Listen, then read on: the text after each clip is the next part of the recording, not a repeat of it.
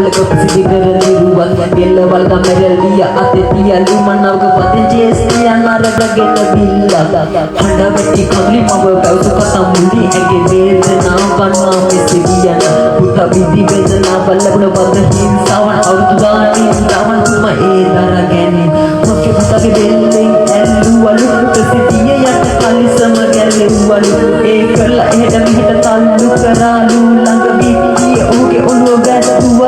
මගේ හැට කටි මගේ පුතාට ඇන්නලු ඒ කරලා මද දී කබඩේකට තල්ලු කරාලු ගෙදර ඇවිත් අම්මිට මුණ දුන්නලු ඇවිත් ප්‍රේම ඔහුගේ කාමරයට ඔහු ගියාලු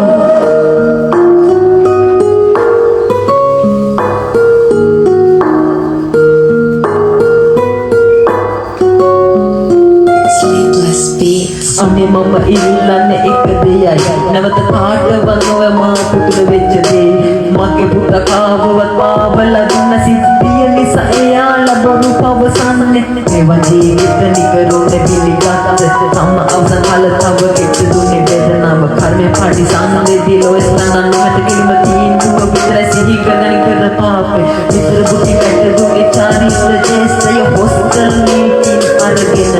නවකයන් පටි තෙලේ තව පන්නගෙන උලට ලැබුණිත් සතුට අහිංසකයන් නිරුවත් කරගෙන ඔහුලිය තම අවසන් නිව් මම විතරයි මට උඩ දේවල් ගන්නේ සෑහෙන try කරන මේ වතරන් ජීවිතෙන්න මම ගෙනපු ආයුෂ මෙච්චරයි වෙන්න ඇති